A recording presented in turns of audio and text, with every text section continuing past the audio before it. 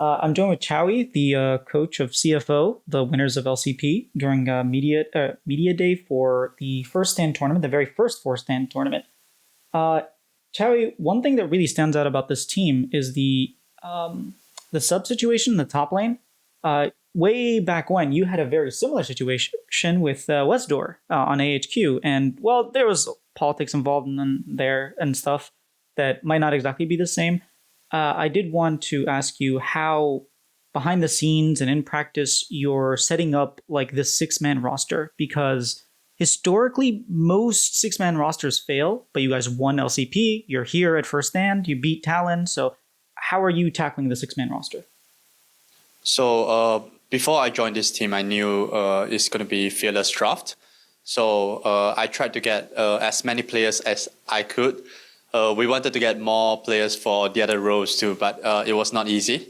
So we had to make do with just two top laners, because I feel like in Fearless draft, the champion pool is very important, and not every players have like huge champion pools. So for our top lane, I specifically told them to have try not to practice the same champion. Try not to master the same champion. Instead, just master whatever you are good at, whether in the past or currently. So that'll be a good technique for us going into Fearless draft, because if they have different champion pool, adding together, they have like more than 10 champions that they are very, very excellent at, and that would definitely help our Fearless draft. So that was the way how we used how I managed the six-man team. Okay, I didn't even think about that. That's genius. Just get more players so you don't have champion pool problems. Yeah. That's the experience you get when you have been long enough in esports. Yeah. I do have questions about other players on this roster. Junji is someone who doesn't really need an introduction, at least for North American fans. He knocked us out at MSI and at Worlds, so we know how dangerous he can be. But the one I wanted to ask about is this Honkyu. He's a 17-year-old kid. It's still his first year. He wins a tournament. Comes to first international. I mean, there's a lot of pressure on this kid. I want to ask you, because you brought him up. What did you see in Honkyu that made you trust that, hey, this can be a championship-winning mid laner? So Honkyu was playing in Academy League, and he was performing pretty well. But he had zero experience for the pro scene. So he, as an academy player, usually he'll just go for like solo kills. He'll try to 1v2, even though he knows the jungle is going to gank him, And so I have to teach him a lot about pro plays, how people punish him, the way he play and stuff. So I think like firstly, he has very, very good mechanics. So I just have to teach him how to communicate with his team, because I think that was one of his weakest issue. Because for rookies, usually they'll be very good at what they are doing their own stuff, 1v1 and stuff, but they do not know how to communicate or when to communicate. So I was also a mid lane player, so I could help him a lot with the laning wise and team fight position and what to say during what time. So I believe that because my players also trust me a lot, so they actually improve very fast. All right. I'm actually curious about your players. Have any of them been fine this year? They like to taunt. They're like a very cheerful team, and some of their taunts can get a little bit like, oh, I don't know if Riot would really like that. So, have you guys been fined at all? No, we have not been fined. I actually told them a lot, like, because in the past, Riot was not in charge of our region, so players actually get used to talking nonsense, And so when we merged into LCP, Riot was in charge. I actually told the players, like, be careful of what you say, whatever jokes you say, because it might not be allowed. Yeah, so also the players are very cheerful, so they enjoy playing with each other. All right, just a personal request: if you could please just keep that energy up when you're playing against Team Liquid and APA, because they like to do that kind of stuff too. So it'd be really fun. Yeah. Yeah, definitely. Now I want to touch a little bit on your experience. So you were talking about how you've been playing for a long time and competing. You competed, like, I remember the Singaporean team that you were on. Was it season 1 or something like that? You've been in the scene for a very long time, and we've seen, at least in North America and even in Europe, this shift from coaches that were just coaches and never really were pro players to pro players now becoming coaches. And it feels like that's part of the reason why North American kind of challenge Korea and China a little bit, and they're getting better.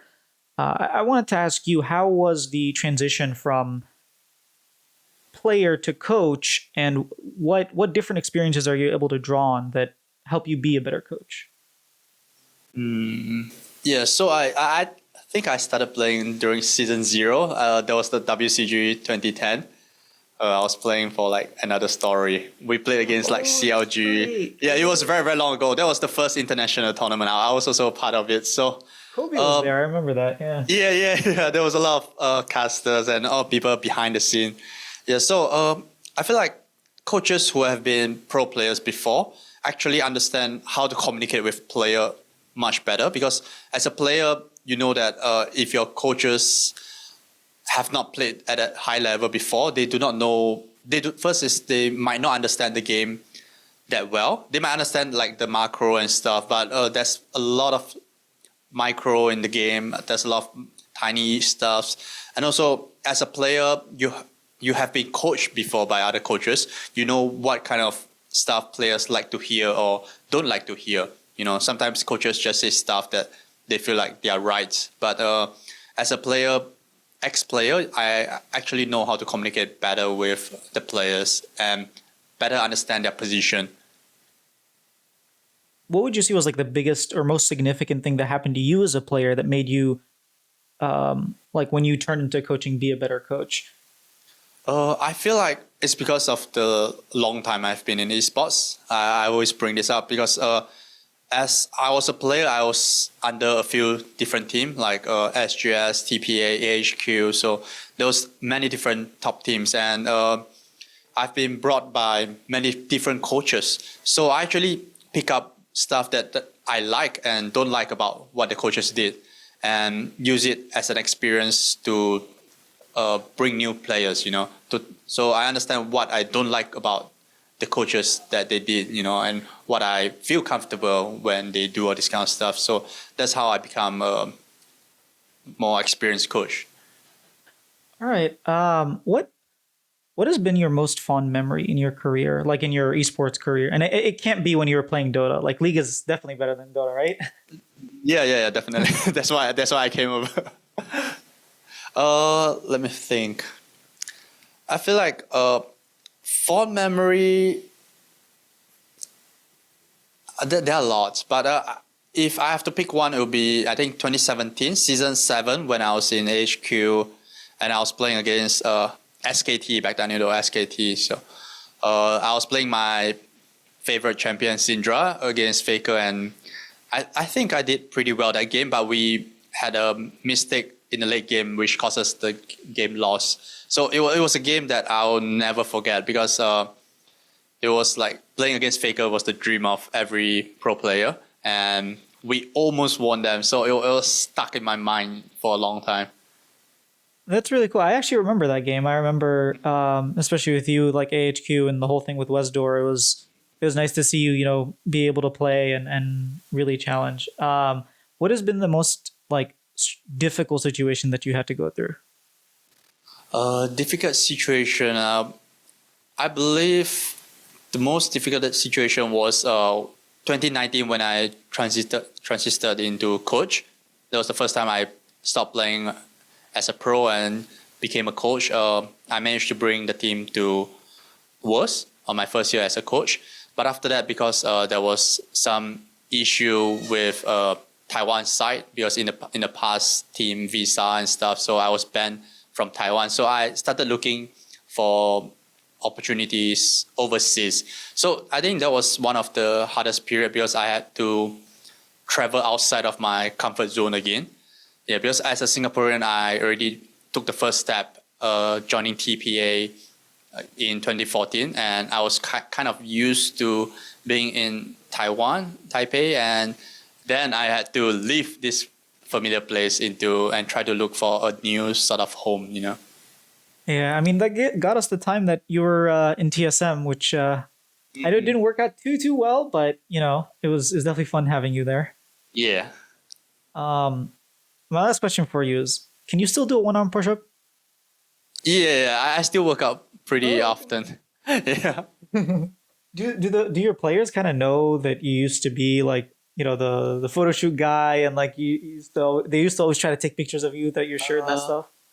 not not all of them. I think most of them do not know because they're pretty young. And back then it was like I think more than 10 years ago. So they were not even like 10 years old, 12 years old, you know. So they were pretty young. They just know that I because last year when I was not coaching, I was actually casting for the PCS, and the players, some of the players know me as the caster. You know? All right. I'll make sure if Yeah. I ever get an interview with any of them, I'll let them know. I was like, did you know what Hmm. the story behind your coaches? All Yeah, sure. Thank you. right. Well, it's been a pleasure to meet you, and I hope to do these more often. And yeah, good Nice luck meeting you. with this tournament. All right. Thank you very All much. right. Okay, that was really fun. I wish I had more time to interview him. I didn't even get through like a third of my questions. I just wrote way too many questions. I really wanted to talk about like that 2010, like when he reminded me of that like Kobe. I think Hotshot was on that team. Dexter, maybe I don't even remember the rosters honestly, but it was like yeah. I just the more I talked with him, the more I had questions. The fact that he still works out, dude. This guy. I'll throw a picture in. I probably will already have like a picture of him doing one arm push ups. Him and his brother, but he's jacked. So it's really cool to to be able to talk to someone who's literally been playing since the game came out. We don't have like I guess he's technically not playing as a coach, but even amongst the coaches, I don't think we have anyone that's like had that level of longevity. Because in Korea they all started like later, right? So anyway, it's been really cool.